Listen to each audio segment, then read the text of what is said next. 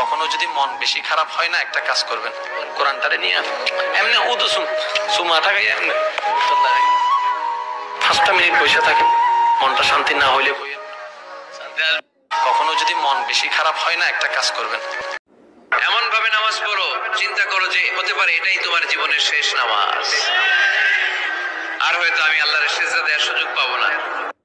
এমন ভাবে আল্লাহ তাআলা ততক্ষণ পর্যন্ত কোন জাতির ভাগ্যের চাকার পরিবর্তন করে না যতক্ষণ পর্যন্ত ওই জাতি নিজে নিজের ভাগ্যের চাকার পরিবর্তন করতে না চায়। আল্লাহ তাআলা তিনি মায়া সাগর। এজন্য মক্কার কাফির মুশরিকদেরকে বোঝানোর জন্য আল্লাহ প্রথমেই যে পরিচয়টা দিলেন, তিনি বললেন আমি দয়াময়।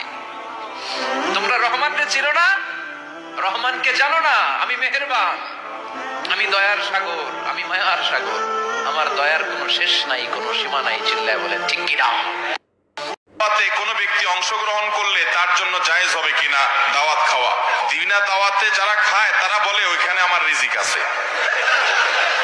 এটা কোনো কথা রে ভাই? তুমি 2 নাম্বারই করবা, আবার মাসালা একটা বানাই নিবা, এটা তো খুব খারাপ কথা ভাই।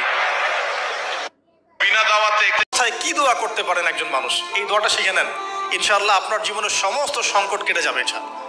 আমি নিজেও এই দোয়াটা বেশি বেশি করার চেষ্টা করি।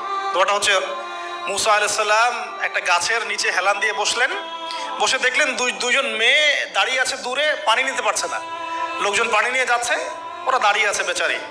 মুসা আলাইহিস সালাম গিয়ে বললেন কি সমস্যা আপনাদের, এটা নিয়ে আপনারা আবার মেয়েদের সাথে কথা বলার চেষ্টা করেন না, ঠিক আছে? তো মাহারাম গায়রা মাহারাম মেনে চলে। তারা বললেন যে আমাদের বাবা অনেক বৃদ্ধ মানুষ,